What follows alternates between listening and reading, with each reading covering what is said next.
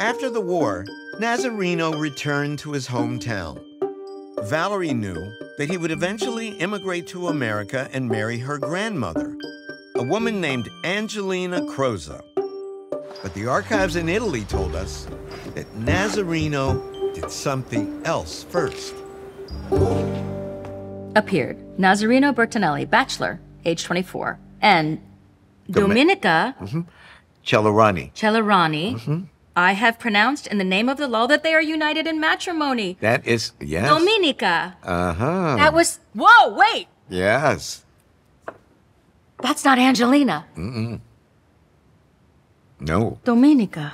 This is a record of your grandfather marrying a woman named Domenica Celerani on September 14th, 1922. About 2 years after he left the military. This is your first time of hearing of Domenica? Yeah. We don't know how Nazareno met his first wife or how they felt about each other. But the relationship would not last long. The next record we found for Valerie's grandfather was the passenger list of a ship bound for New York City.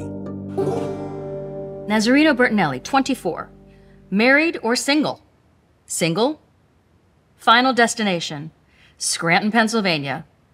Length of time alien intends to reside in the United States? Always. Always.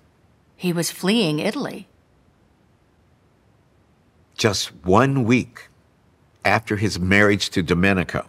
Wait! Just 1 week after... What, 1922? What the Yeah, heck? That's right. Look at that date. What is he doing? Just 1 week after he married Domenica, Nazareno left to immigrate to the United States. Without taking her. On his own. But that was common. Often, people would go to the United States to make enough money and then send for you. And send them, okay. Right? I'm going to give him that benefit of the doubt. Yes, but I want you to read that statement again. And I'll tell you. Oh, he says single. Single. So that's the first thing we notice. Nazareno seems to have immigrated in order to start a completely new life. And he was leaving more than a wife behind. In the archives of his hometown, we discovered that roughly 7 months after Nazareno arrived in America, his father, Andrea, took his place at the birth of a child named Ernesto Bertinelli. Appeared Andrea Bertinelli, age 55, resident in this municipality, who presents a baby boy. He declares that the baby boy was born to Domenica, wife of Nazareno. That's right.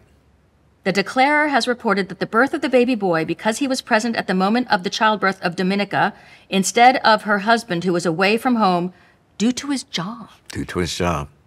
So that's what he told her. I'm going to go get some work. That's right. And he's in America.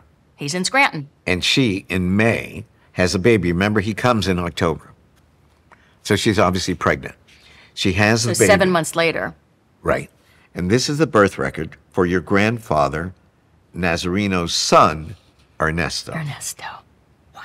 Ernesto is your half-uncle, your father's half-brother. Oh, I wish I would have met him.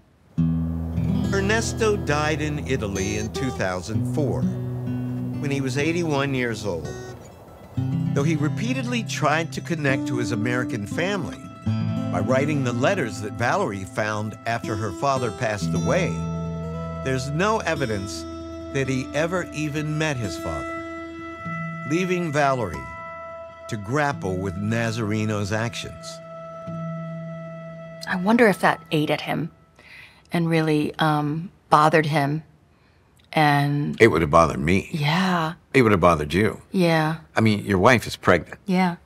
I'm sad for the pain that they went through. The sadness, the feeling of not being lovable enough to keep your father there, which isn't true, but yet that's what a child goes to when a child is abandoned. After arriving in America, Valerie's grandfather found work in a Pennsylvania coal mine. As we'd seen with Brendan Fraser's ancestor, this was a grueling way to make a living. But for Nazareno, it offered a higher standard of living than he'd had in Italy.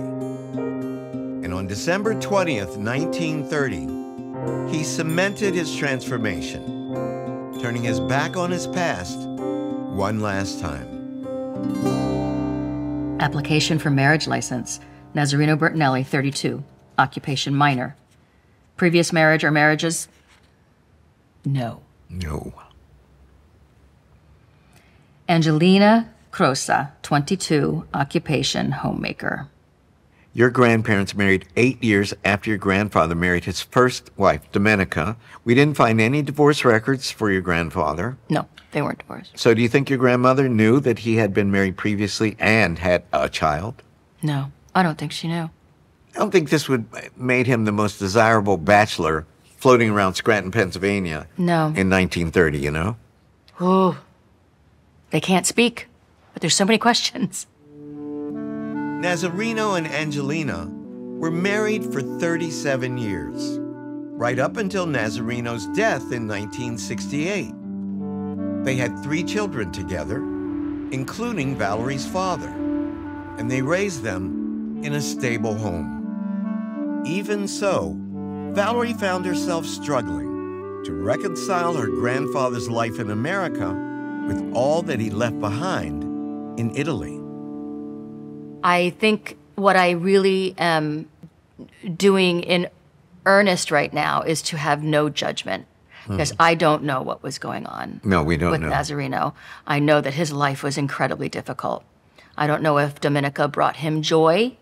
I don't know if Nazareno brought Domenica joy. Yep. But they had a beautiful little boy, Ernesto, who seems to me wanted to reach out and spread some of his love. So Yeah. that all can't be bad. No, that all can't be bad. It's a good way to put it. Yeah.